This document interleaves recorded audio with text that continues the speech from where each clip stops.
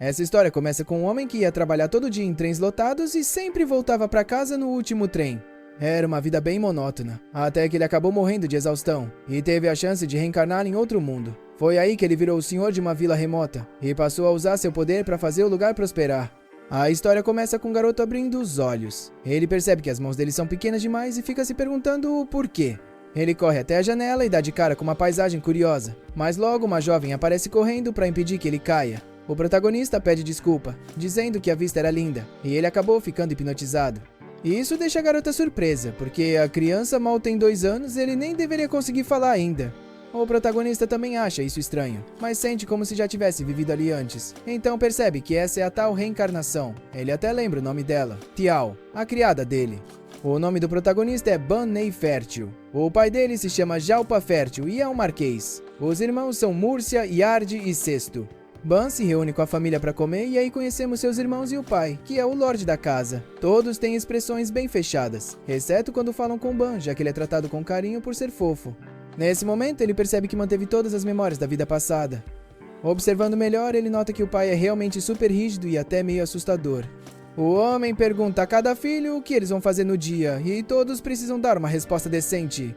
Quando chega a vez do Ban, ele diz que, como ainda não sabe muita coisa, vai começar estudando a cultura e a história do país. Isso deixa todo mundo chocado e enche o pai de orgulho.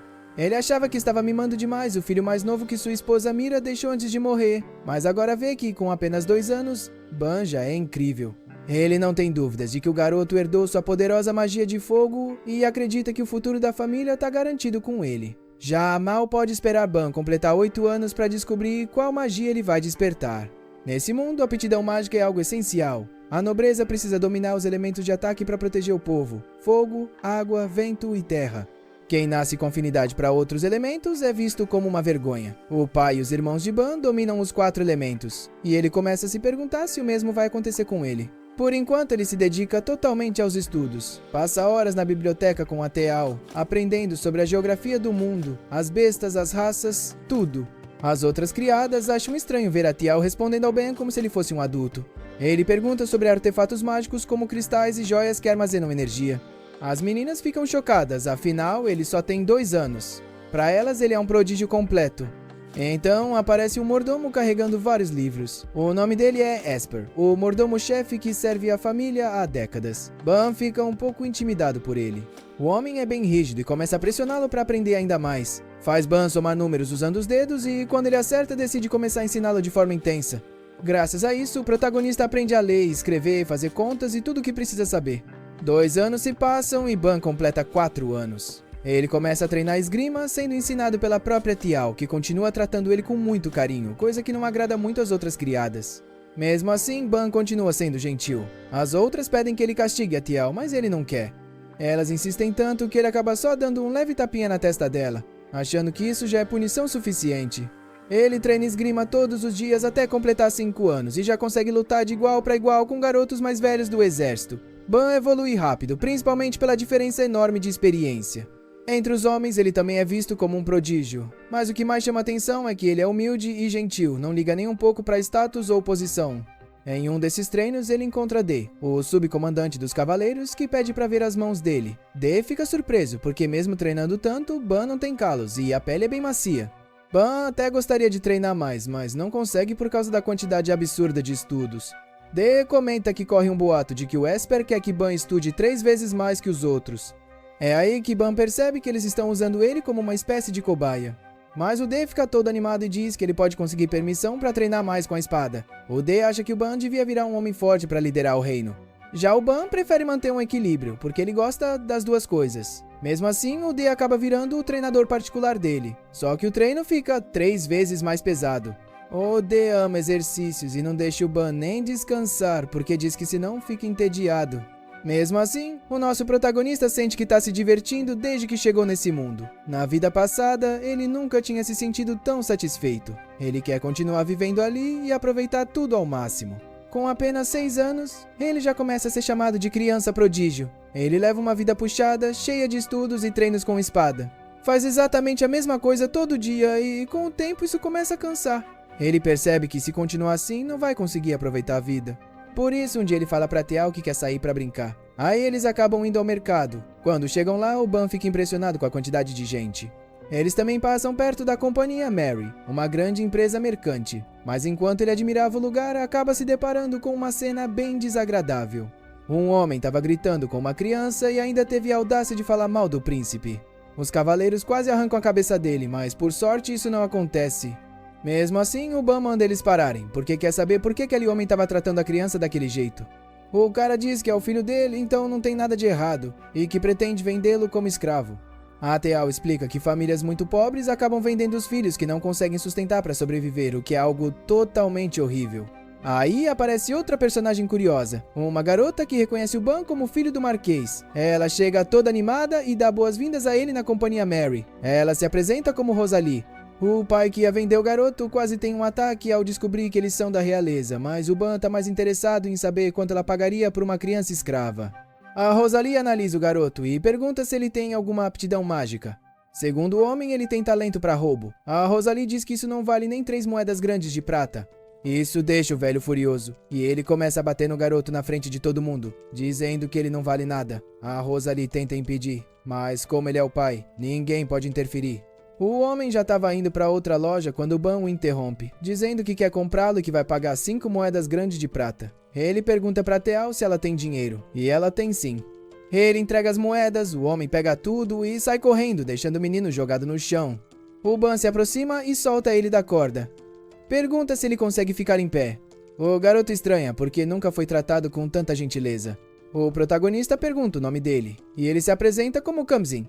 O Ban também se apresenta e diz simplesmente que ele tá livre e pode ir pra onde quiser.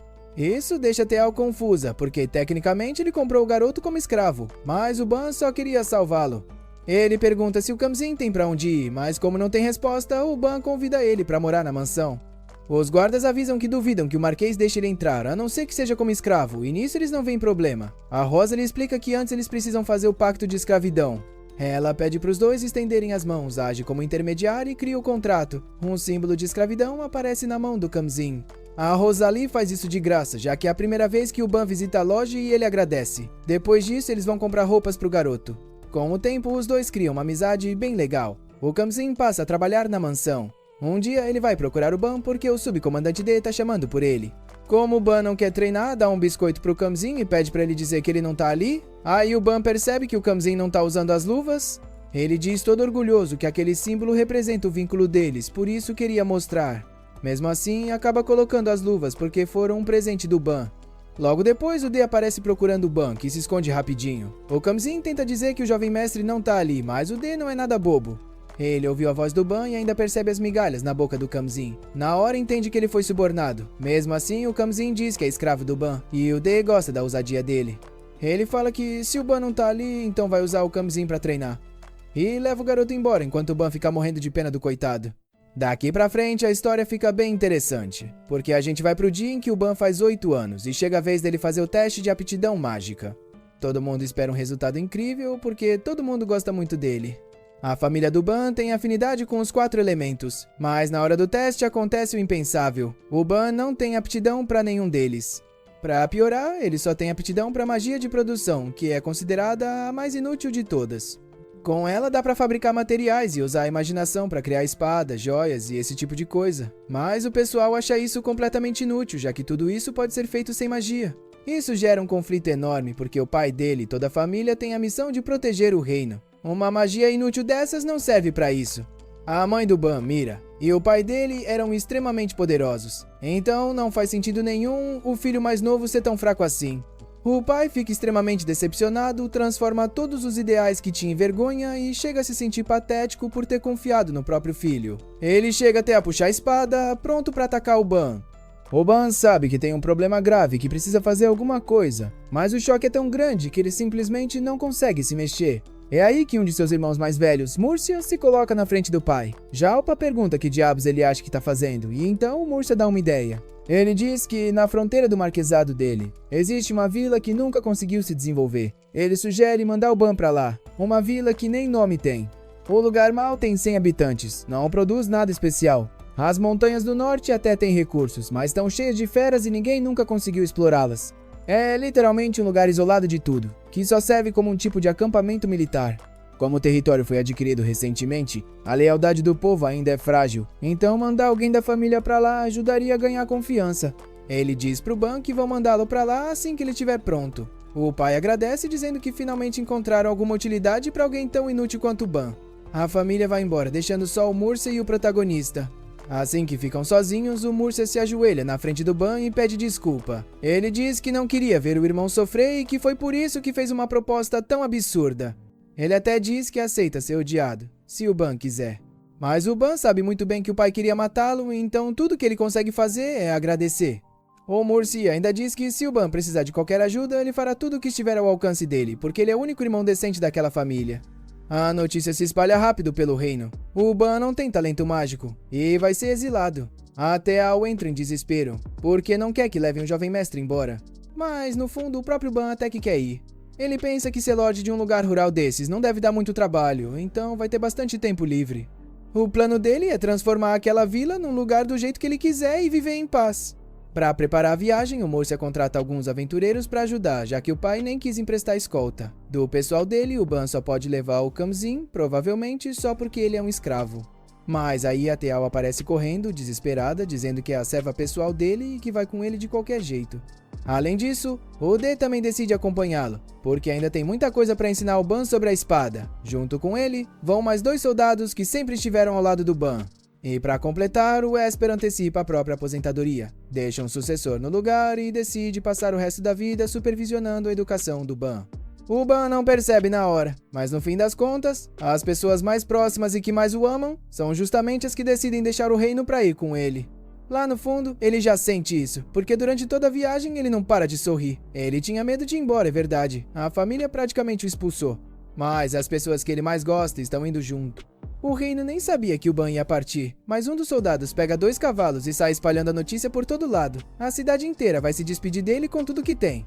Diante de tanto carinho, o Ban percebe uma coisa. Ele ainda vai ter muito trabalho pela frente. Durante a viagem, a gente vê o protagonista treinando a habilidade dele. Ele transforma um galho numa espadinha pequena. O Kenshin pergunta se isso é magia de produção, e o Van confirma. Ele diz que está testando aos poucos, mas que ainda não achou uma utilidade boa para isso. Depois de um tempo, a tio avisa que eles estão chegando. O Van fala pro Kenshin que, se ele enjoar do lugar, pode voltar pro Marquês, já que aparentemente dá para anular o contrato de escravidão. E se ele for com o irmão o Murcia, com certeza vai ser bem cuidado. Mas o Kenshin recusa, dizendo que jurou dedicar a vida dele e até arriscar tudo se fosse preciso. O Van fica até meio sem graça ouvindo isso. De repente, a carruagem freia com tudo. Eles perguntam o que está acontecendo lá fora, e o Ruivo avisa que a vila está sendo atacada. Logo depois disso, o Van organiza uma reunião de emergência. Vendo que os bandidos parecem experientes, ele assume que a cerca em volta da vila não vai segurar flechas. Comparando o número de pessoas dos dois lados, ele acha difícil conseguirem fazer muita coisa. Mesmo assim, o Dean sugere atacar todo mundo junto, já que assim daria para barrar eles. Só que o líder dos aventureiros questiona a ideia, dizendo que é arriscado demais e que não quer ver os homens dele morrendo. O Dean explica que esse é o primeiro domínio do senhor dele e que os moradores são seus súditos. Então, se ele não sacar a espada agora, não sabe quando deveria. Ele reconhece o espírito de cavaleiro do líder, mas diz que isso não é problema dos aventureiros. Sem outra opção, o Dean pede pelo menos que eles protejam o jovem Lorde e fujam se for necessário. Nessa hora, o Esparta interrompe e discorda, dizendo que se o Dean morrer, a vila não vai ter futuro nenhum, mesmo que sobreviva, já que ele é um cavaleiro muito forte. Aí o Esparta comenta que, apesar de já ser velho, ele é um mago dos 4 elementos, então dá pra confiar nele no combate. Assumindo o comando, ele explica o plano. Primeiro vai erguer uma muralha defensiva. Depois, os aventureiros atacam de longe, por trás. Quando o inimigo perceber, o Dean e os homens dele atacam pelos lados. Assim, usando ataque surpresa, eles têm chance de vencer. O Van pergunta se eles realmente vão ficar e lutar. O Esparta, como mordomo-chefe, responde que sim, claro, jovem Lorde. Se eles não atacarem da muralha, o Dean e os outros vão morrer à toa. O Van diz que não vai permitir isso, mas o Esparta pede que pelo menos dessa vez deixem ele e esses ossos velhos terem seu momento de glória. Mesmo assim, o Van diz que não quer perder nenhum dos dois, já que sem a ajuda deles ele nem conseguiria desenvolver o domínio. Sem enrolar mais, ele fala que vai servir de isca. A tio grita que vai junto, e o Kenshin também se oferece. Aí o Van corta os dois. Diz que não quer ver quem ele ama morrendo, e que o Kenshin agora é livre, então devia aproveitar a vida. Por isso ele pensa em outro plano. Ele explica que vai atacar de frente com a carruagem, e eles aproveitam para atacar pelos flancos. O Dean questiona isso, mas o Van lembra que treina espada todo dia com o vice-comandante dos cavaleiros, então não vai cair tão fácil assim. Ele puxa a espada e diz que, mesmo se morrer, vai ser uma honra dar a vida pelos súditos. O único pedido dele é que abandonem o corpo, para isso não afetar a família dele. Vendo essa determinação, o capitão dos aventureiros lembra de uma conversa que teve antes da missão, dizendo que nobres eram todos arrogantes e desprezíveis, que tratavam mal os plebeus e os aventureiros. Mas aí ele conheceu o Van, que sempre tratou todo mundo com respeito e educação, o que fez ele repensar seus preconceitos, pelo menos dessa vez. Voltando ao presente, ele se aproxima e diz que só dessa vez vai confiar a vida dele ao Van. O Van responde que não precisa, mas ele diz que não consegue fingir que não viu uma criança disposta a morrer, porque senão os companheiros dele nunca iam perdoar. A maga do grupo comenta o quanto ficou impressionada com o nobre disposto a dar a vida pelos súditos, já que até então todos os nobres que ela conheceu só sabiam falar. Isso surpreende o Van, que chama ela pelo nome, Puriel. Ao ouvir isso, ela diz que gostou dele, já que ele até lembra o nome das pessoas. Por isso ela também confia a vida dele a ele. O Dean dá um passo à frente e diz que, como cavaleiros a serviço da casa do Marquês, proteger o Lord Van é proteger o futuro da família. Depois disso, o Sparta diz que não pode permitir um plano tão irresponsável e lembra que, quando tudo acabar, vai ensinar ele o peso de ser um herdeiro. Então, o Sparta avisa que vai mudar o plano. Primeiro ele cria uma muralha defensiva para atacar de longe. O Dean ataca pela esquerda, outro grupo pela direita. Todo mundo responde entendido e o plano começa. Os cavaleiros ficam chocados ao ver que o Sparta não é só um simples mordomo, já que a magia de terra dele é absurda, levantando várias muralhas enormes. Nesse momento, um companheiro diz pro Dean que, se ele tivesse recusado o pedido do Van, ele mesmo teria arriscado a vida no lugar dele, porque realmente foi com a cara do garoto. Então a gente vê os dois felizes com o comportamento do Van, desejando que um dia esse garotinho vire rei. Dentro da muralha, vários arqueiros estão disparando flechas, determinados a tomar a vila, até que de repente algumas flechas começam a cair neles por trás. Ninguém entende de onde o ataque está vindo, até que eles veem uma entrada nos fundos, onde aparece a Puriel junto com 2 arqueiros. O líder manda atacarem eles, mas aí o Dean surge avançando com tudo pra cima geral. O plano dá certo direitinho. Enquanto os inimigos estão distraídos, o resto dos cavaleiros e aventureiros entra pra lutar. O companheiro loiro do Dean, mesmo sendo gordinho, se move super rápido e corta vários inimigos. O Lowe também faz a parte dele, enquanto o Dean avança com uma aura assustadora. Os bandidos começam a fugir, inclusive o líder. Só que o desgraçado dá a volta por trás pra pegar quem ficou ali. Ele estava prestes a matar a pobre maga Puriel, mas aí o Papai Van chega com um corte elegante nas pernas, derruba o cara no chão e o Kenshin aparece pra finalizar com um golpe no peito. O Van avisa que o inimigo pode acabar focando naquele ponto e manda todo mundo prestar atenção na frente. Isso deixa a Puriel chocada, fazendo ela se perguntar quem diabos é esse garoto. Depois de tudo, ele comenta que conseguiram reduzir o inimigo sem nenhuma baixa, alcançando o melhor resultado possível. Então agora só falta pegar o pagamento para encerrar a missão. A Puriel, de cabelo roxo, pergunta se tem algo errado. Ele responde que só tá um pouco curioso, e todo mundo imagina que seja por causa do garoto Van. Ele confirma e faz uma proposta. Mesmo que não rendam muito dinheiro, ele tá pensando em ficar naquele lugar. Isso deixa todo mundo pensativo. Um deles se desculpa, dizendo que já tem outra missão pra cumprir. Diz pra não se preocuparem e espera encontrá-los de novo. Eles se despedem do resto dos aventureiros, mas a Puriel decide ficar também, dizendo que o Van salvou a vida dela, então ela precisa retribuir. Os outros que ficaram comentam como é incrível ele ter só 10 anos. Todo mundo concorda e ainda dizem que ele é o único nobre de quem eles gostam. A galera fica ansiosa pra ver que tipo de domínio o garoto Van vai construir, então decidem ajudar ele por mais um tempo. Nisso, a Tio aparece dando bronca no Van por se colocar em perigo, e o protagonista pede desculpa. O Dean também chega, dizendo que a vitória foi incrível e parabenizando ele pelo trabalho. O Sparta se aproxima, avisando que os moradores da vila estão reunidos na entrada. Van agradece e, chegando perto do portão, diz que é hora da apresentação dele. Ao entrar, eles percebem que a vila é grande, mas todo mundo está extremamente magro, sofrendo de fome. Aí conhecemos a Honda, a chefe da vila, que agradece por eles terem salvado o lugar mais uma vez. Van, confuso, pergunta se isso já tinha acontecido antes. Honda confirma e explica que antes eles pertenciam ao Conde Ferdinand, e os cavaleiros patrulhavam a região.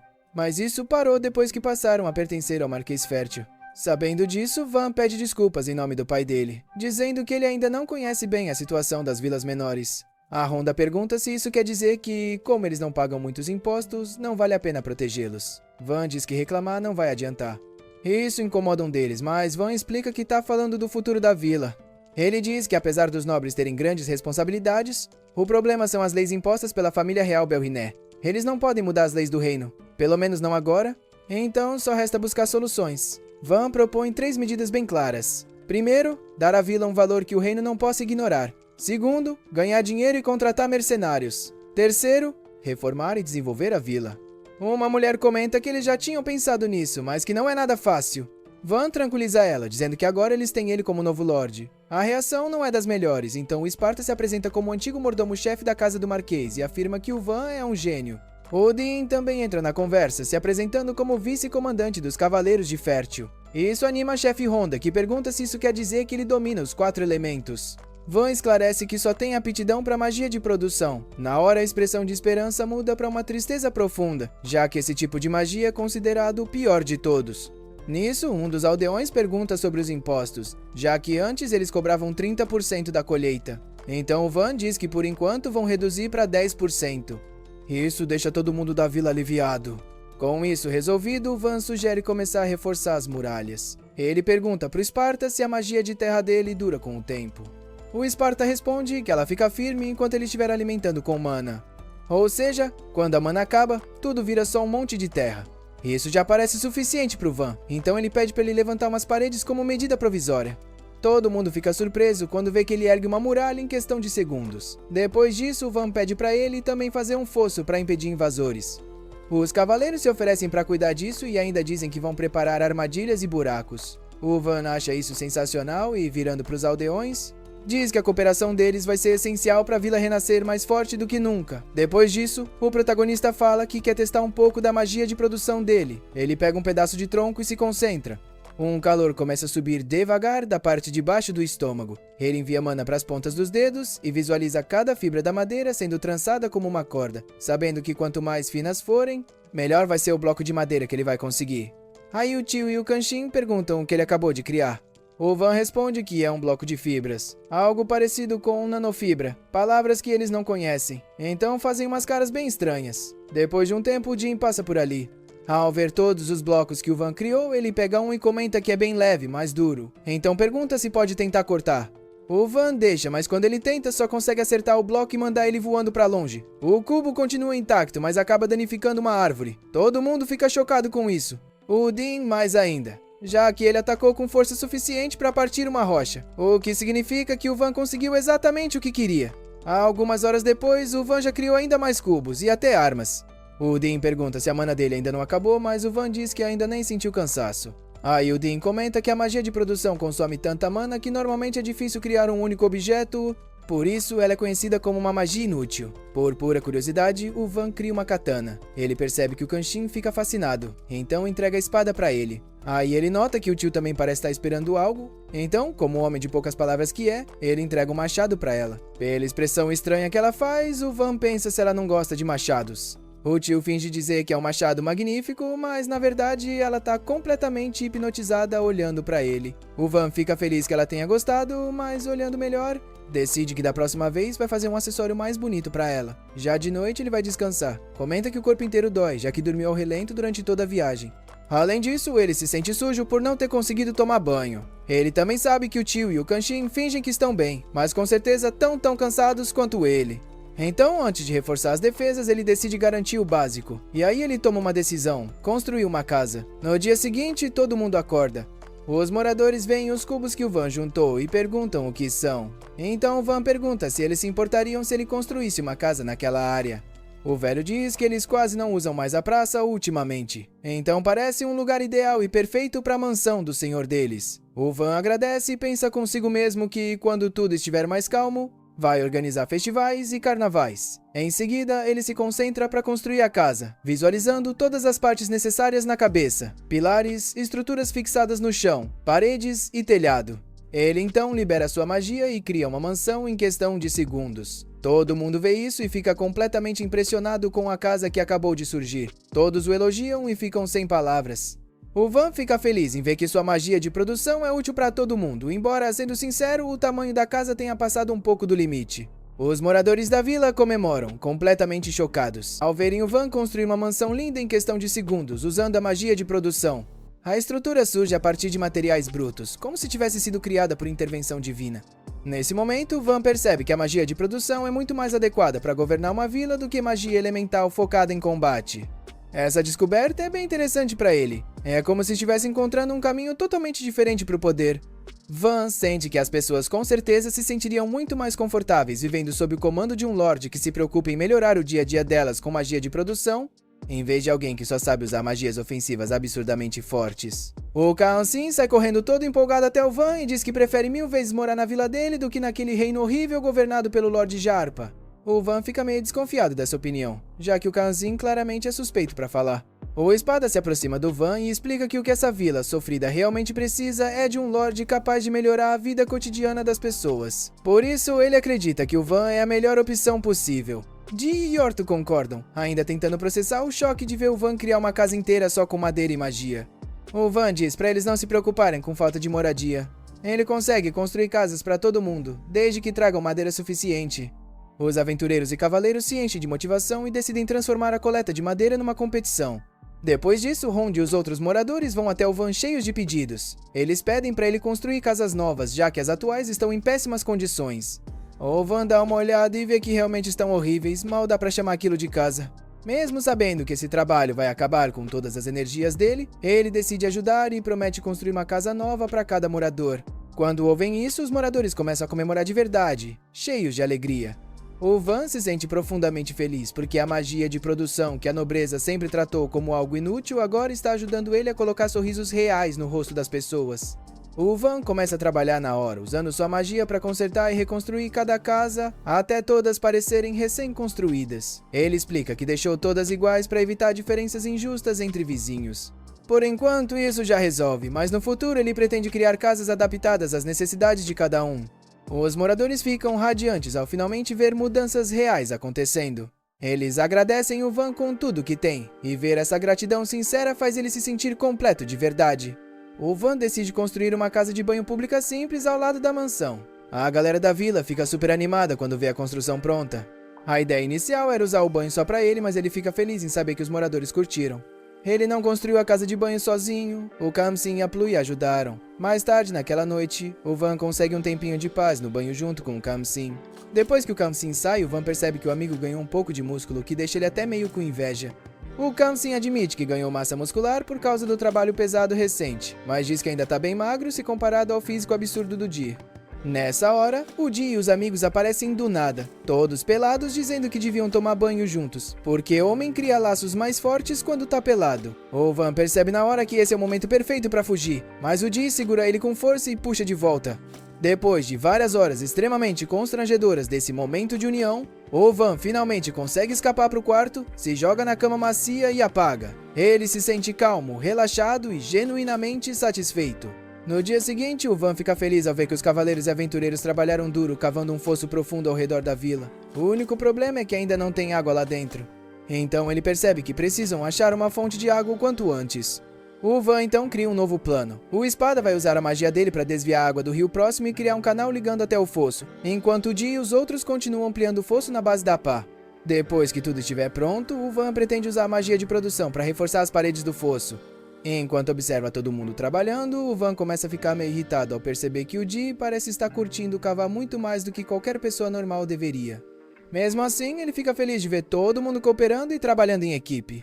O Van calcula que a escavação levaria mais ou menos uma semana, mas quando o sol se põe no primeiro dia, ele fica realmente chocado com a velocidade do trabalho. Eles cavaram tanto que já dá pra ver claramente a próxima vila à distância. O Van sugere que parem por ali, principalmente porque o Kamsin e os outros menos resistentes parecem quase mortos de cansaço. O mais surpreendente é que o Dee e o Espada ainda parecem cheios de energia. No dia seguinte, o canal já está completamente pronto. Quando o portão de controle é aberto, todo mundo observa, boquiaberto, a água fluindo tranquilamente pelo sistema de canais. Pouco depois, a vila inteira fica cercada por um fosso cheio de água, funcionando como proteção. Depois de analisar o resultado, o Van decide que seria estrategicamente mais inteligente criar um grande lago reservatório atrás da vila. Assim, se chovesse demais e o nível da água subisse perigosamente, haveria um lugar para escoar o excesso. O Espada concorda e ainda comenta que o lago também seria muito útil em períodos de seca. Não demora muito e a construção do lago é finalizada, com os moradores comemorando cheios de empolgação. Eles entendem que a partir dali nunca mais vão precisar se preocupar com falta de água. O Van também se sente extremamente satisfeito. Ele tem certeza de que a vida na vila agora vai ser bem mais tranquila. Enquanto isso, no fundo da floresta, uma mulher chamada Nona segue em direção a essa vila remota junto com uma jovem nobre chamada Iris. Fica claro que as duas têm uma relação de confiança muito forte. De volta à vila, o Van continua trabalhando nas fortificações. Ele acabou de usar magia de produção para erguer uma muralha gigantesca ao redor de todo o perímetro do assentamento. Mesmo assim, o Van sente que dá para melhorar bastante. Então ele adiciona lançadores balísticos de longo alcance com placas de armadura em pontos estratégicos da muralha frontal. Assim, caso alguma força inimiga ataque, os defensores podem revidar sem ficar expostos. E embora o Van ache essas defesas bem básicas, todo mundo que assiste fica completamente em choque. Os moradores começam a perceber que a antiga Vila Simples deixou de ser só uma vila, ela virou uma pequena fortaleza de respeito. O Di reflete sobre tudo isso e pensa que, se o Lord Jarpa tivesse entendido direito o quão absurda é a capacidade produtiva do Van, nunca teria expulsado ele. Na verdade, talvez até tivesse nomeado o Van como conselheiro-chefe. Já o Espada acha que o Lord Jarpa teria banido o Van de qualquer jeito, já que os poderes dele não são voltados para ataque militar nem conquista de territórios à força. O Di discorda totalmente e começa a argumentar com paixão que guerra não é só ataque. Defesa também é parte fundamental, e o poder único do Van poderia tornar ele o membro mais valioso da família real em termos estratégicos. Os dois continuam discutindo até o Van interromper. Ele diz que ficar debatendo e se não leva a nada produtivo. O que importa agora é lutar com tudo que eles têm, usando os recursos que já possuem. Todo mundo concorda com a visão prática do Van. Algumas horas depois, a Tio prepara um almoço delicioso para ele. Como era de se esperar da habilidade absurda dela na cozinha, o Van acha a comida maravilhosa. Durante a refeição, o Espada levanta um ponto importante. Eles precisam criar uma forma confiável de gerar renda sustentável para a vila. O Van pensa um pouco e conclui que pode cuidar disso, produzindo casas e móveis extras para vender. As colheitas devem render comida mais do que suficiente. Então talvez não seja urgente estabelecer outra fonte de renda agora. Porém, o Van logo percebe uma grande desvantagem. Ele não teria acesso aos ingredientes especiais dos doces assados que ele tanto gosta. Por isso, ele sugere que todo mundo comece a pensar em ideias do que a vila poderia produzir ou vender de diferente. Depois de discutir várias ideias, o Van não acha nenhuma realmente promissora. Ele percebe que encontrar algo de verdade único que só essa vila remota possa oferecer não vai ser nada fácil. No dia seguinte, o Van sugere que a Tio e o Kamsin testem as novas armas que ele conseguiu recentemente. Quando o Kamsin tenta testar a espada nova dele contra um escudo defensivo feito de material de orc, a lâmina corta o escudo em dois com a maior facilidade. Mesmo sem o Kamsin colocar quase nenhuma força no golpe, o Shaura começa a chorar na hora. Ele tinha acabado de terminar aquele escudo. Felizmente, o Van usa magia de reparo rapidinho e restaura o escudo completamente. O Shaura fica aliviado. Nesse momento, o Ronde aparece empurrando um carrinho pesado cheio de minérios diferentes. Ele conta pro Van que enfrentou e derrotou vários monstros na floresta, o que permitiu coletar aqueles minerais valiosos. O Van pergunta se pode testar um pouco do minério de ferro, e o Ronde aceita. O Van usa o ferro bruto para criar ferro puro refinado, e o Shaura fica impressionado com a qualidade absurda do material. Todo empolgado, o Shaura pede pro Van ajudar ele fazendo uma espada sob medida. O Van aceita, já que se sente meio culpado por ter destruído o escudo do Shaura sem querer. Ele se concentra bastante, pensando no formato e no equilíbrio ideais da espada. Usando a magia de produção, o Van cria a melhor espada de ferro que consegue. O Shaura simplesmente ama a arma pronta. Animado com o resultado, o Van continua testando e cria uma espada ainda mais longa com propriedades diferentes. Os outros aventureiros veem aquilo e já querem armas personalizadas também. O Van diz para eles irem coletar minérios na floresta e promete fazer espada sob medida para todo mundo que trouxer material. A Pluie analisa a espada que o Van criou e percebe que a qualidade do trabalho é absurda, algo que com certeza daria para vender por um preço altíssimo nas grandes cidades. Enquanto isso, o Espada percebe que um dos minérios coletados é mitril, um metal lendário. Isso deixa ele muito surpreso, já que encontrar mitril em uma floresta comum é algo extremamente raro. Essa descoberta faz o Espada acreditar que deve existir uma masmorra ainda não descoberta em algum lugar da região. Como essa área não é explorada direito há muito tempo, todo mundo concorda que a chance de existir uma dungeon escondida é bem alta. O Van sorri com essa possibilidade animadora, já que encontrar uma nova masmorra deixaria a vila muito mais famosa e estrategicamente importante. Normalmente, quando a Guilda dos Aventureiros descobre uma nova masmorra, ela abre uma filial oficial na cidade mais próxima e envia aventureiros de elite para cuidar do lugar. O problema é que a vila ainda não tem estrutura nem recursos para manter uma filial dessas. Avisar o governo do reino também não é uma boa ideia. Como Van foi oficialmente banido como um pária, se descobrirem que o território para onde ele foi enviado tem recursos valiosos como uma masmorra, eles podem simplesmente tirar ele dali e tomar a terra para si. Ninguém quer que isso aconteça. A Chloe sugere que o Van foque primeiro em desenvolver bem a vila, construindo todas as estruturas necessárias antes que a existência da masmorra seja oficialmente descoberta e divulgada. Assim, ficaria muito mais difícil para a Casa Nobre Fértil se intrometer ou tentar tomar o controle. Todo mundo concorda com o plano, e o Van agradece por terem chegado a um consenso tão sensato. Pouco depois dessa conversa, o Van e a Jill saem para dar uma volta tranquila ao redor da vila. De repente, um grupo de monstros lagartos blindados começa a avançar direto em direção à vila, numa velocidade assustadora. Sem perder tempo, o Van manda todo mundo recuar para dentro da muralha e fecha os portões defensivos para proteger os moradores. Ao ver o medo real no rosto de todo mundo, Van fala com calma para tranquilizar geral. Ele diz para não se preocuparem e promete que vai lutar por todos eles sem hesitar. Mesmo assim, o Van sabe que não dá para vencer essa batalha só na força bruta. Então ele pede que os moradores também emprestem a força deles, para que juntos consigam defender e proteger a vila da ameaça que está se aproximando. Os moradores da vila não estavam dispostos a deixar o Van lutar sozinho. Eles começaram a gritar, dizendo que todos deveriam lutar juntos. O Van ficou realmente grato pelo apoio de todo mundo. Ele mandou todo mundo ir rápido para as muralhas. Na mesma hora, geral começou a se mexer. O Council avisou que um certo grupo não estava por perto porque tinha saído para caçar mais cedo. O Van se preparou para subir na muralha. Mas a Jill impediu ele, claramente muito preocupada. Ela não disse nada, mas as lágrimas nos olhos foram mais do que suficientes para o Van entender. Vendo isso, Jill entrou no meio e se ofereceu para ir no lugar dele. Disse que subiria para observar e passar as informações. O Van perguntou se ele podia fazer o relatório enquanto ele ficava embaixo dando as ordens. O Jill concordou e saiu correndo. O Jill subiu na muralha e analisou a situação. Depois gritou o relatório para quem estava embaixo. Tinham cerca de 40 lagartos blindados, cada um com pelo menos 8 metros de comprimento, avançando em direção à vila. Era muito mais do que o Van tinha imaginado. Oji sabia o quão grave aquilo era, já que até guerreiros experientes teriam dificuldade para derrotar um único lagarto desses. Mesmo assim, ele se perguntou qual estratégia o Van iria bolar. Apesar da desvantagem enorme, Oji se recusou a desistir. O Van ordenou que preparassem as balistas e disparassem flechas de ferro. Oji aceitou a ordem, mesmo um dos subordinados comentando que armas comuns não atravessariam aquela armadura.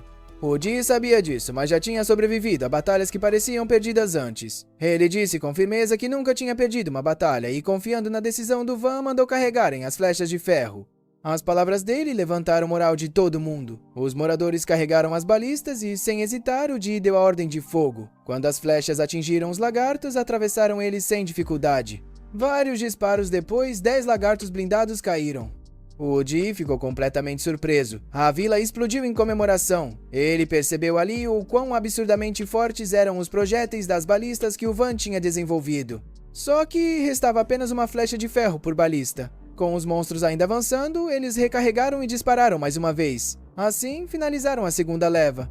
Mas a sensação de alívio durou pouco. Logo perceberam que as flechas de ferro tinham acabado e ainda havia lagartos vivos. Ninguém sabia o que fazer, e o medo começou a se espalhar. Oji percebeu que, se não agissem rápido, a vila seria destruída. Ele começou a pensar em entrar na luta pessoalmente. Foi então que o Van gritou para ele usar projéteis de madeira. Todo mundo ficou confuso. Eles achavam que madeira não faria nada contra criaturas com a pele dura como aço. Mas Oji sabia que não devia duvidar do Van. Ele lembrou de tudo que o Van já tinha feito pela vila, protegendo e desenvolvendo tudo a um nível absurdo. Confiando nisso, Oji mandou os cavaleiros carregarem os projéteis de madeira. Para a surpresa geral, os projéteis de madeira atravessaram direto a cabeça dos lagartos blindados. As flechas ficaram cravadas, derrubando a terceira leva. Todo mundo ficou boquiaberto. Oji disse animado que aquela noite teria espetinho de lagarto. Cheios de confiança, eles continuaram carregando e disparando até acabar com todos os restantes. Quando o último caiu, Oji gritou que eles tinham vencido e a vila inteira comemorou. Até o Van ficou aliviado por tudo ter dado certo. Resolver aquilo usando o mínimo de munição e sem uma única baixa parecia até surreal. Vencer sem nenhum ferido deixou Oji sem palavras. Para ele, ficou claro que o Van não era um lorde comum, mas alguém que mudaria completamente o futuro da vila.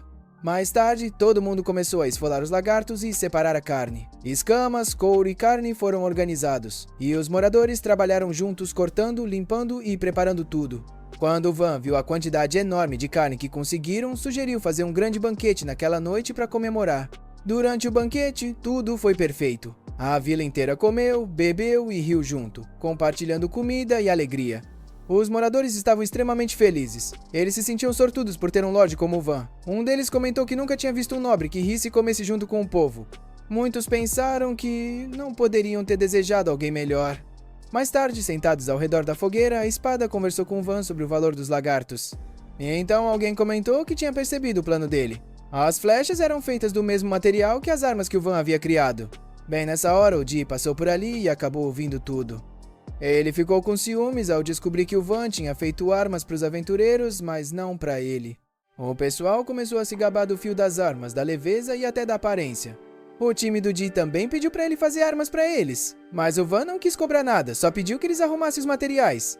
Mais tarde, o Ronde explicou que, se vendessem as coisas para um mercador, dava para conseguir mais ou menos 20 moedas de ouro por cada lagarto. O problema é que a maior parte da carne estragaria antes de conseguir vender. Tirando os custos de transporte e outras despesas, no fim eles só lucrariam umas 8 moedas de ouro por lagarto. O Van fez as contas. Vendendo tudo, daria algo em torno de 300 moedas de ouro. Na vida passada dele no Japão, isso seria o equivalente a uns 300 milhões de ienes. A ideia deixou o Van surpreso e animado ao mesmo tempo. Só que aí o Espada avisou que, quando uma vila ganhava mais de 100 moedas de ouro, era obrigada a pagar 50% disso em impostos para o Marquês. O Van ficou bem irritado ao perceber que perderia metade do dinheiro, mas o que realmente preocupou ele foi a atenção que isso traria. Se vendessem tanta carne assim, a vila ia chamar a atenção fácil. O maior medo do Van era que, quando o pai descobrisse que a vila estava acumulando riqueza e prosperando, resolvesse exilá-lo para outra vila.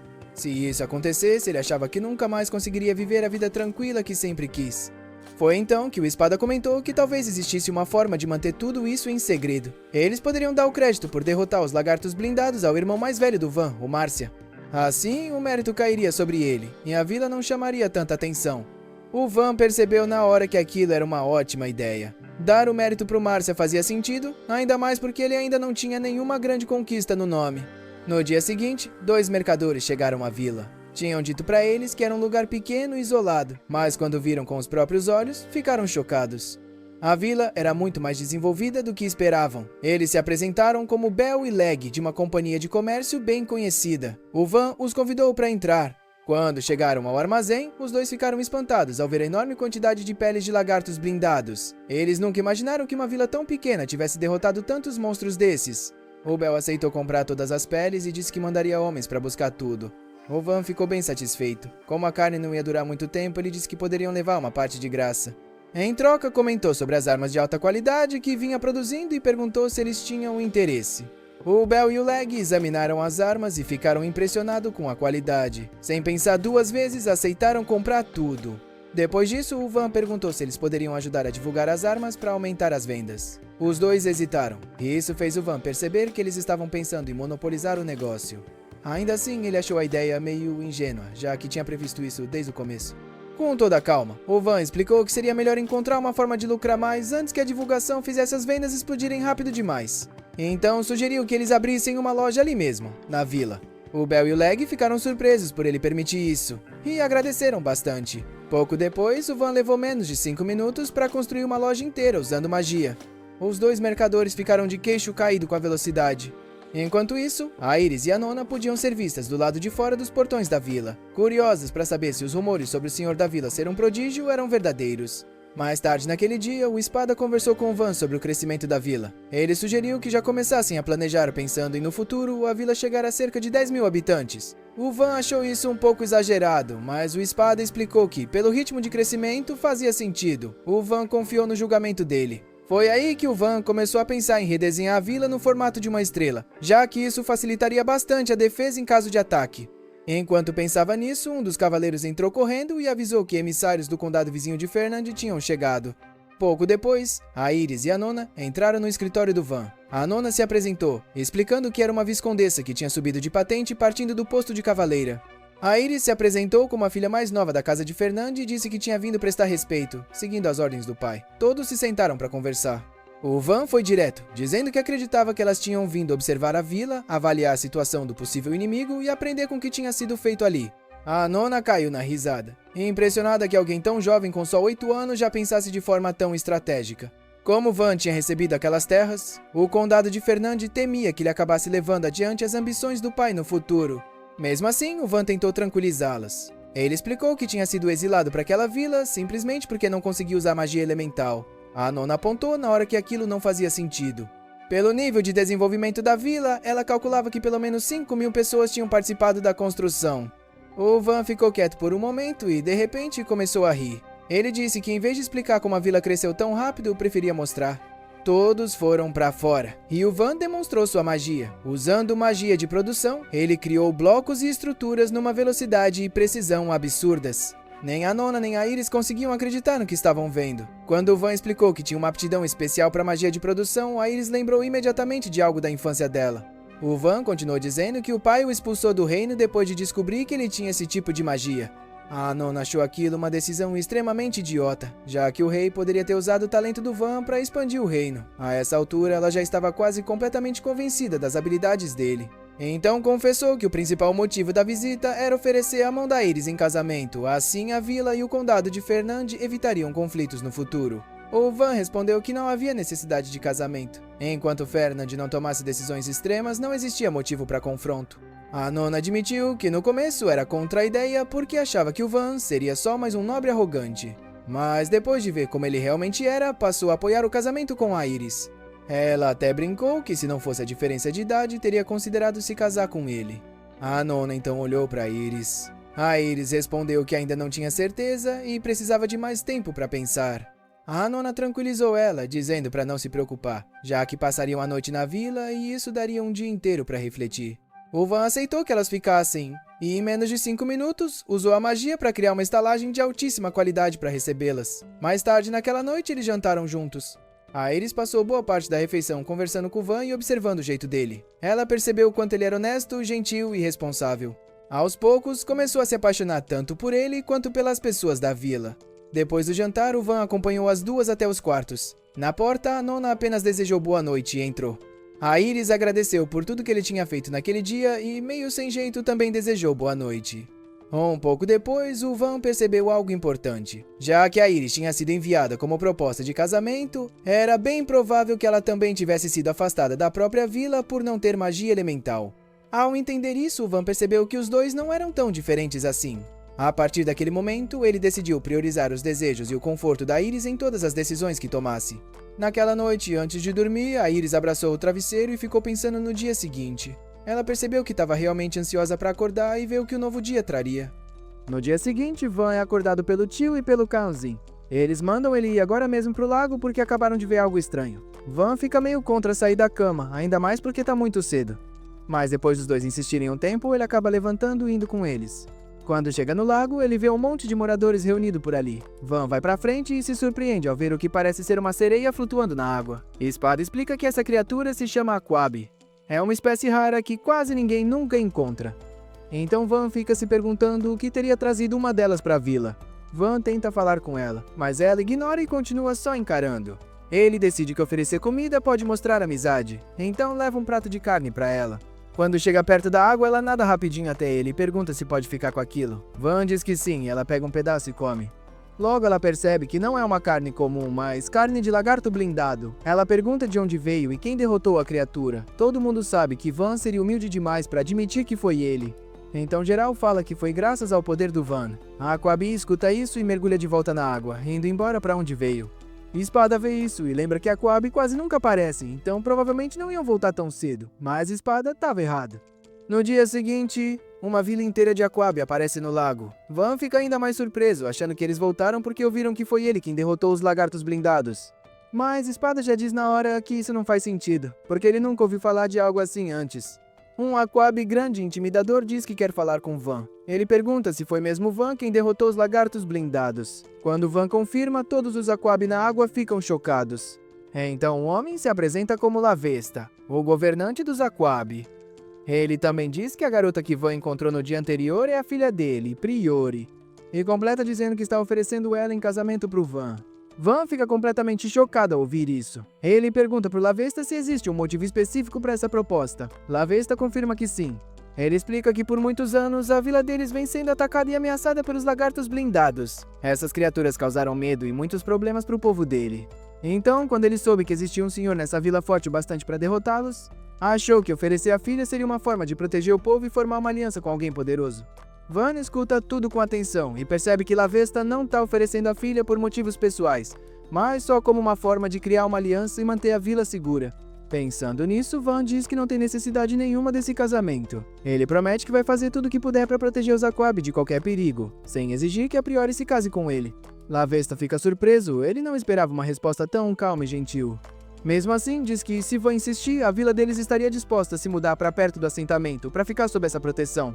Van não vê problema nenhum nisso, então ele começa imediatamente a construir uma grande área de descanso para eles. Quando Lavesta vê o lugar pronto, fica impressionado. Ele não consegue acreditar que Van conseguiu construir um espaço tão grande em tão pouco tempo. Os Aquabi se mudam para nova área e logo começam a aproveitar o lugar. Mas justo quando tudo parece estar se acalmando, o Espada chega no Van para lembrar que já está quase na hora de cuidar do esgoto da vila. Van dá um sorriso e fala para ele não se preocupar, porque ele já tinha um sistema planejado. Tem canos passando por baixo de cada casa da vila. Então tudo que eles precisam fazer é soltar a água do lago, que vai levar todo o lixo pelos canos. Lavesta observa tudo com atenção e acha aquilo fascinante. Ele fica impressionado com a engenhosidade do Van e se oferece para ajudar no processo. Van diz que não precisa, ainda mais porque os Aquabi acabaram de chegar.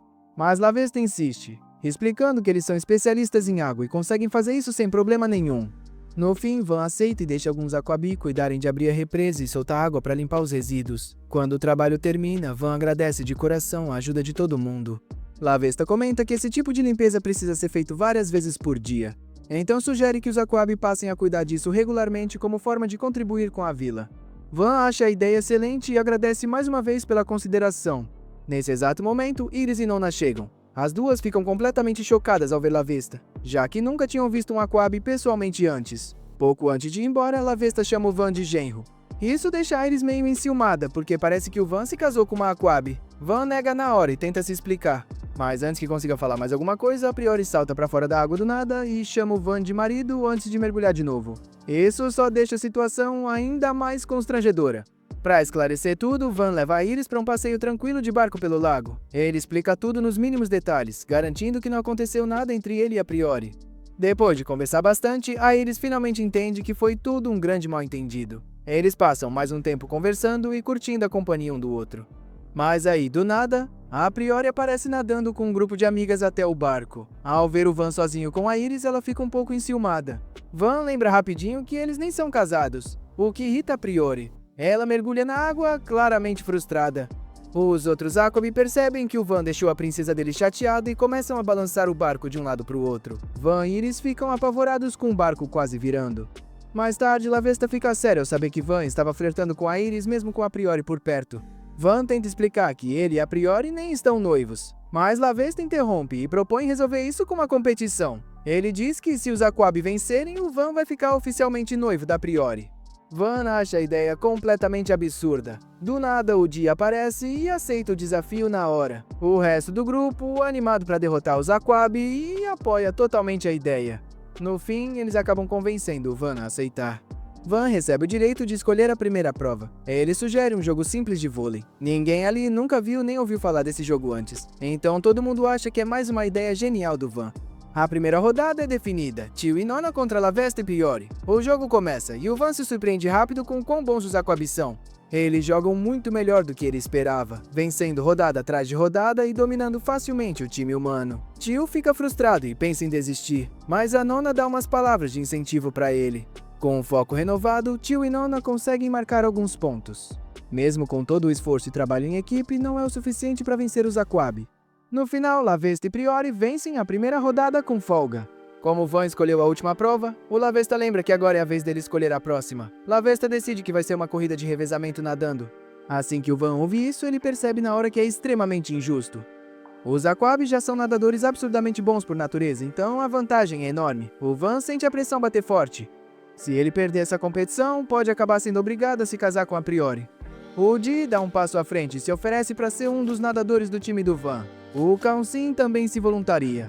Assim, o Van já tem seus dois melhores candidatos prontos. A corrida começa e o Kaunsin dá tudo de si para acompanhar o ritmo da Priori.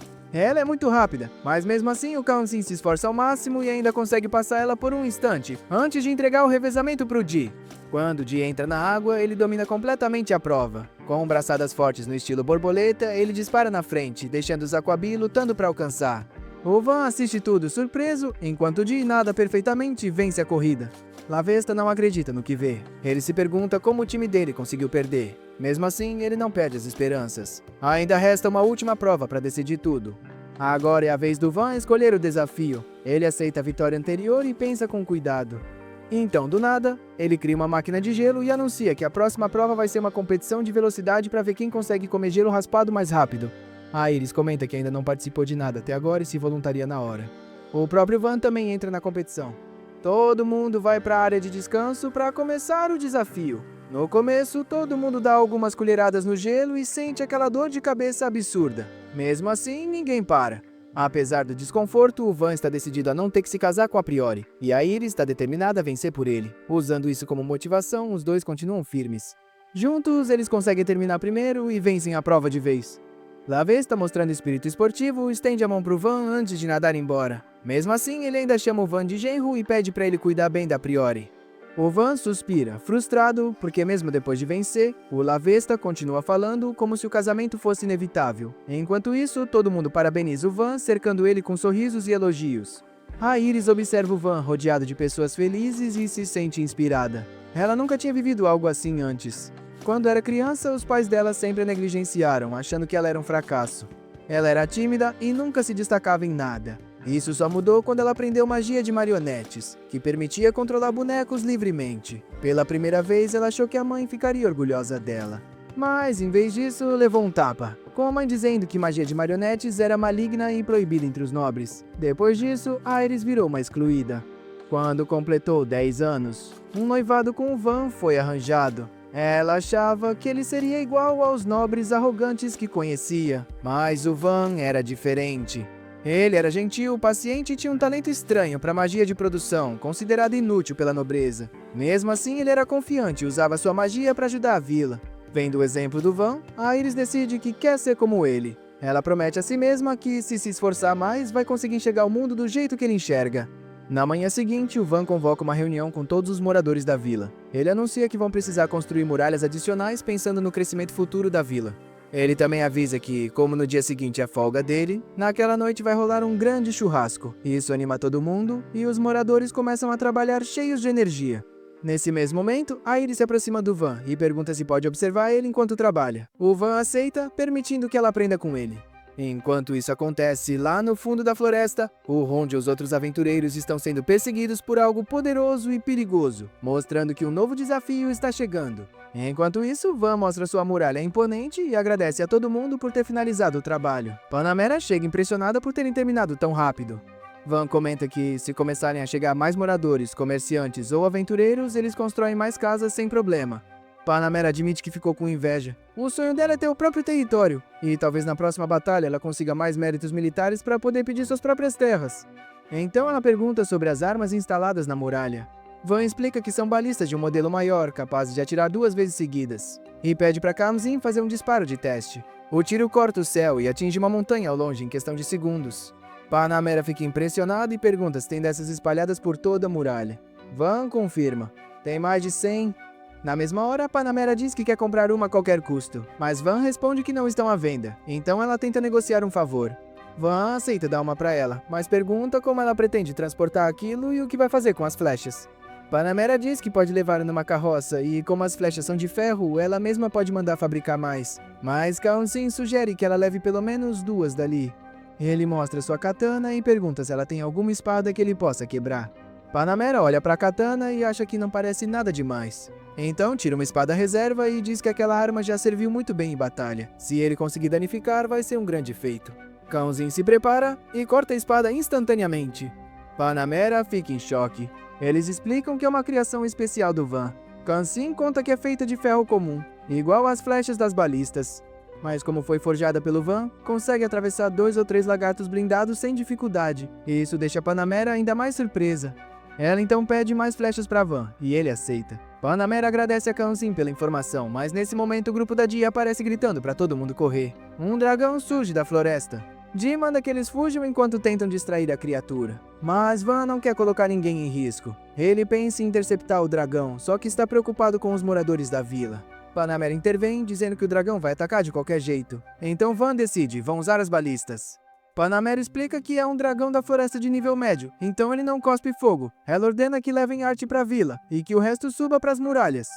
Van pede desculpas a Arte por assustá-la. Diz que, mesmo sendo forte, o dragão vai ter que enfrentar as balistas melhoradas e a Panamera. Talvez não consigam matá-lo, mas perder eles não vão. A Art confia nele e deseja boa sorte. Van pede para Tio ficar com Art e chamar Dee e seus homens. O grupo de Dee chega à vila. Van sabe que dragões voadores são extremamente perigosos e seria ainda pior se ele invadisse a vila. Ele ordena que preparem as balistas e que tomem cuidado para não acertar o grupo da Dee. O primeiro objetivo é impedir o dragão de continuar voando. Mandam mirar nas asas. Um dos homens da Dee acaba caindo, mas ele grita para não se preocuparem. Vendo o companheiro em perigo, todos começam a chamar a atenção do dragão, conseguindo desviar o foco da criatura. Sarah grita para todo mundo se abrigar. Dee recua, prometendo que nunca vai esquecer o sacrifício deles. Van dá ordem de fogo, mas nenhum disparo acerta. O dragão é rápido demais. Quando já não sabem mais o que fazer, Panamera aparece e diz para deixarem a movimentação do dragão com ela. Ela conjura uma enorme bola de fogo e lança contra a criatura, derrubando o dragão no chão, mas só por alguns segundos.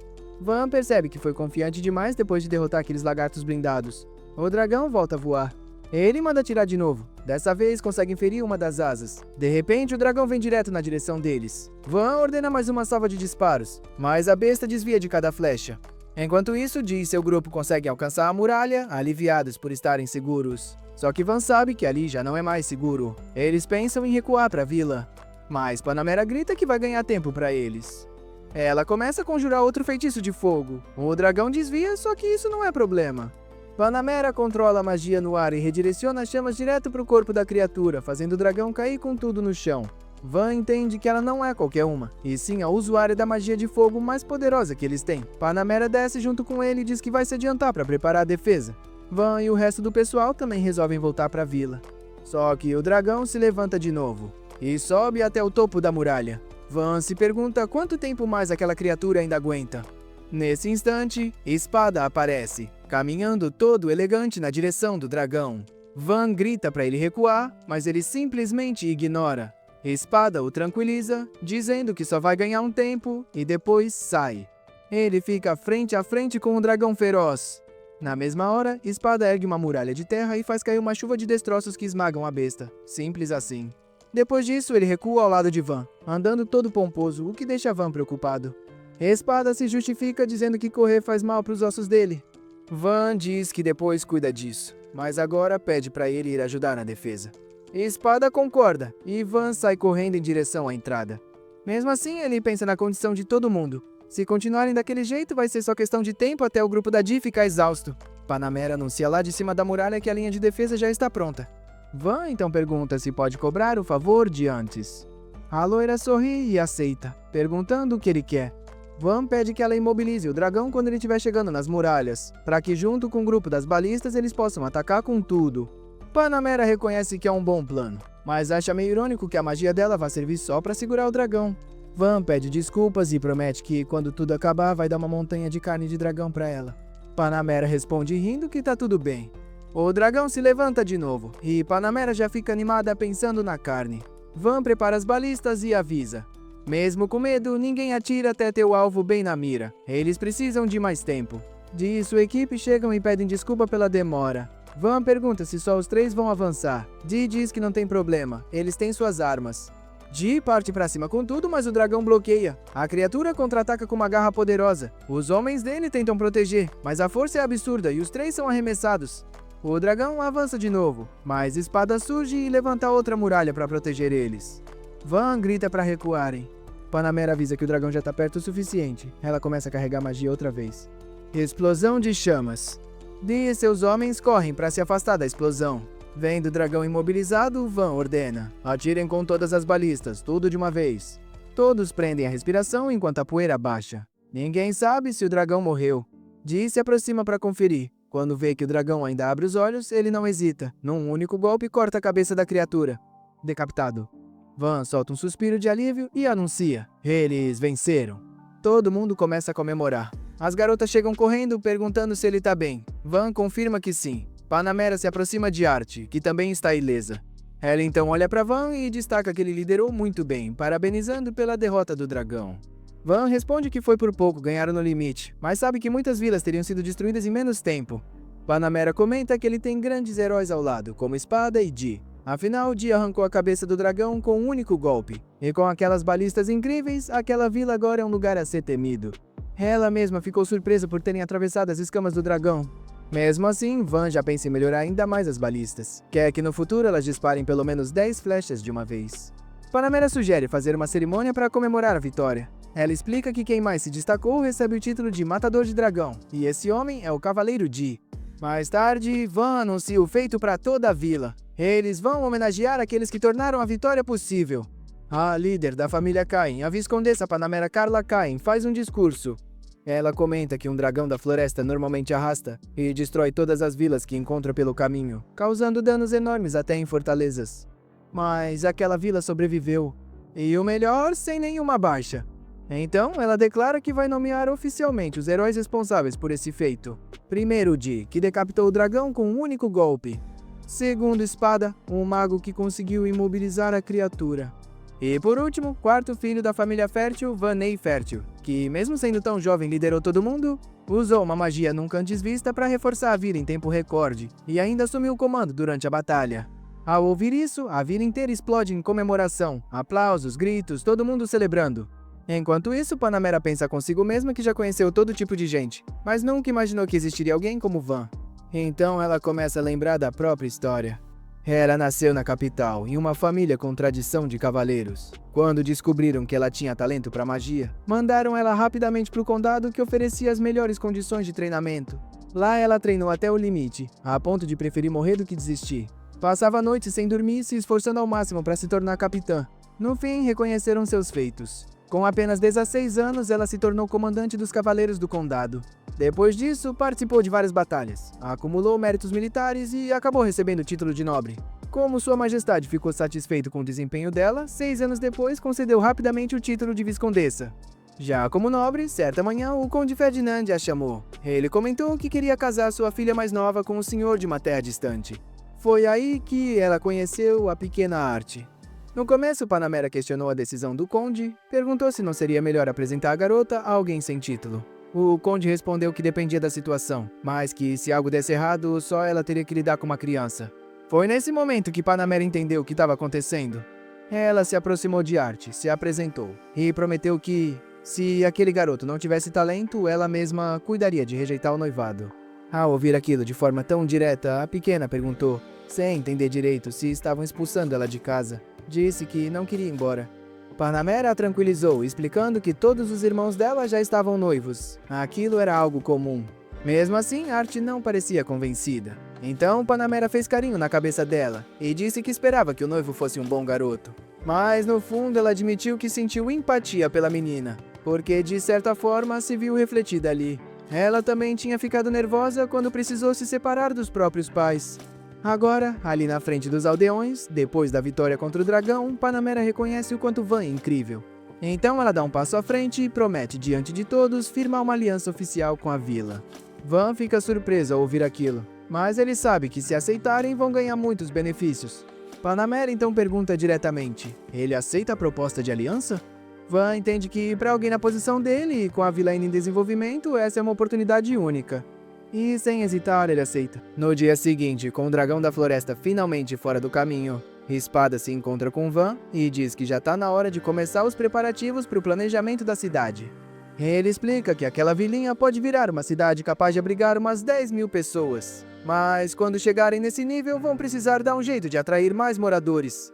Bem nessa hora, Tio aparece avisando que Bel e Rango voltaram junto com mercadores da companhia comercial Mari. E o melhor, eles estão dispostos a comprar os materiais que pegaram do dragão da floresta.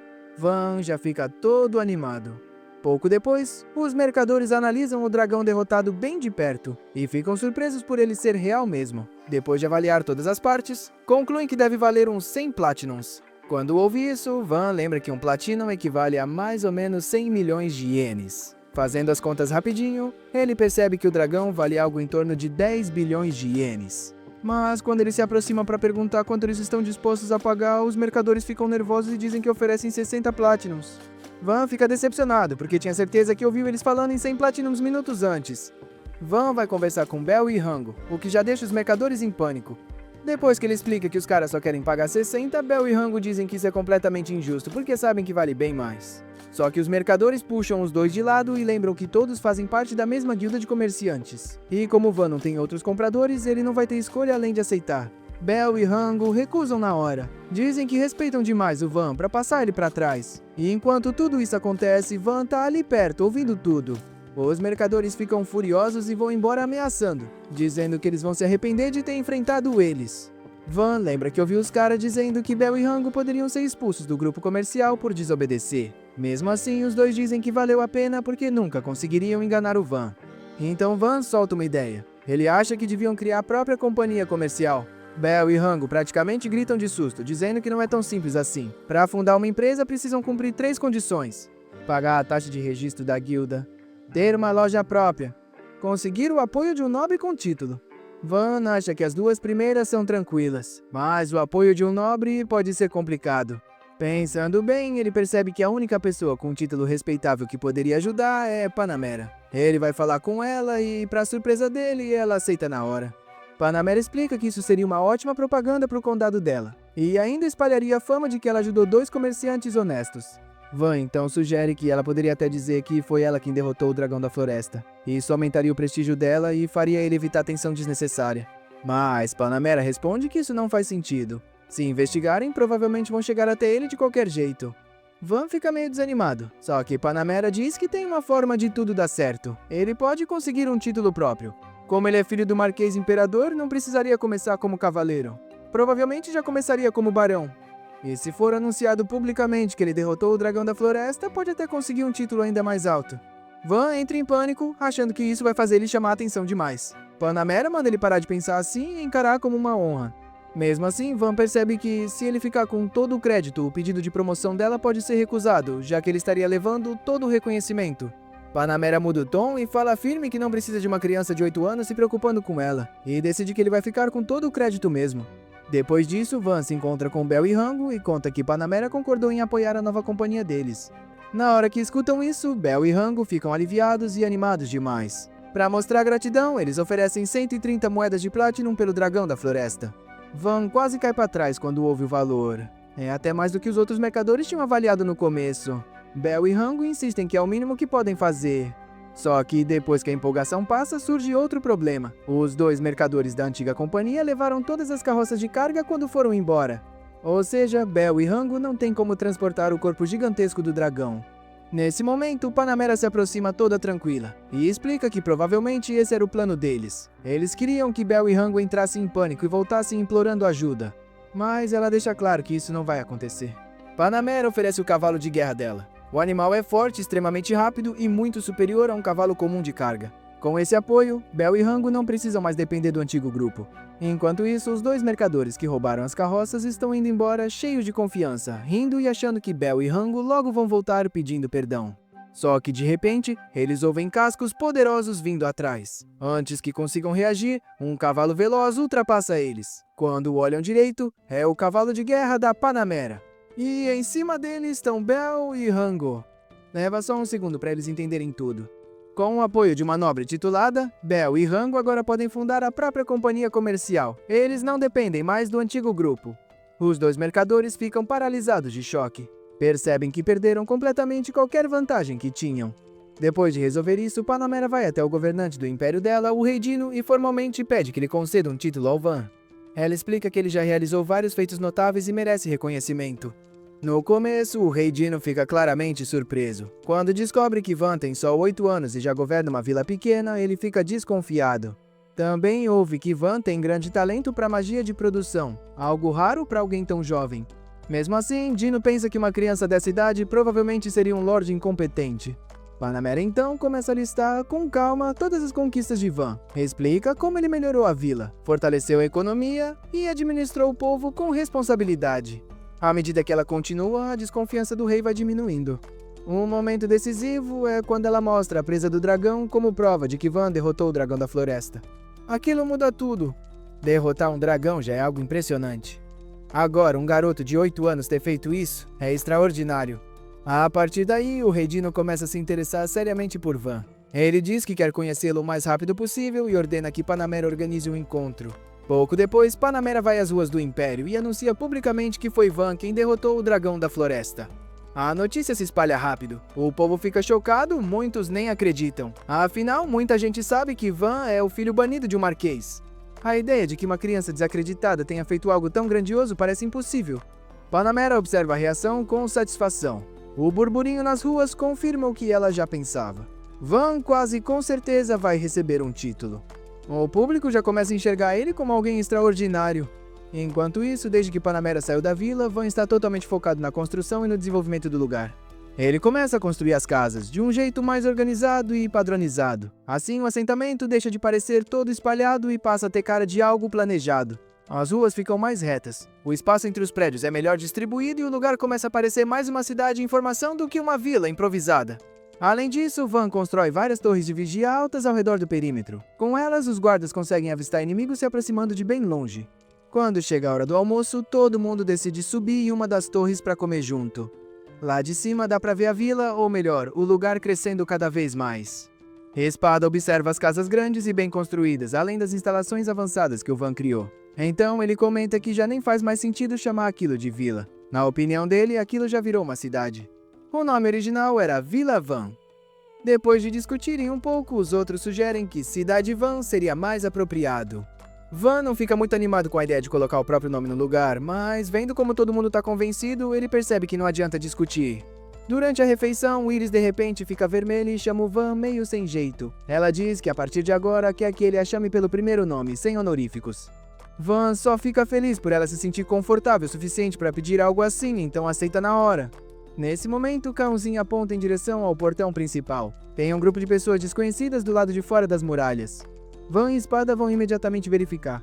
Eles descobrem que os visitantes vêm de uma vila próxima que está passando por dificuldades. O líder deles explica que estão com problemas para pagar impostos porque já não tem jovens suficientes para trabalhar.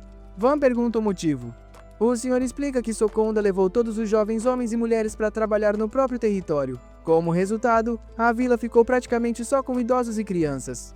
Sem mão de obra, eles não conseguem produzir o suficiente nem para sobreviver, muito menos para pagar impostos. Van escuta tudo com atenção. Ele entende que se envolver com pessoas de outro território pode gerar conflito político. Mesmo assim, ele não consegue ignorar a situação. A consciência dele não permite simplesmente fechar os portões. Depois de pensar um pouco, Van oferece abrigo e permite que eles se estabeleçam na cidade Van.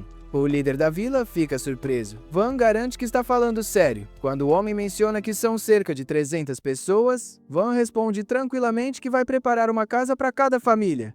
O alívio e a gratidão tomam conta dos aldeões. Além disso, Van descobre que eles têm vacas. No mesmo instante, a cabeça dele começa a borbulhar de ideias. Leite, queijo, manteiga e vários outros produtos derivados que ele pode começar a produzir. Mais tarde, naquela mesma noite, Dee e o grupo dele recebem a missão de escoltar em segurança os 300 aldeões até a cidade Van. Durante a viagem, os aventureiros comentam como Van é generoso. Aceitar tanta gente assim sem hesitar não é algo que a maioria dos lords faria. Quando finalmente chegam, Van já preparou uma recepção. Mesmo com pouco tempo, ele organiza grandes churrasqueiras e muita carne. Os recém-chegados são recebidos com calor humano e ganham um banquete generoso. Conforme a noite avança, alguns aldeões começam a se preocupar com como vão ganhar a vida dali pra frente. Van os tranquiliza, dizendo que há muitas oportunidades de trabalho. Com a construção em andamento, a agricultura e as futuras indústrias, emprego é o que não vai faltar. Os aldeões ficam profundamente emocionados. Van não tinha obrigação nenhuma de ajudá-los e ainda assim abriu as portas. Para fechar a noite com chave de ouro, Van ainda serve bolo de morango como sobremesa, transformando a chegada deles numa verdadeira celebração e marcando o começo da nova vida na cidade Van. Esse é o fim do episódio 7. Se inscreve para não perder o próximo.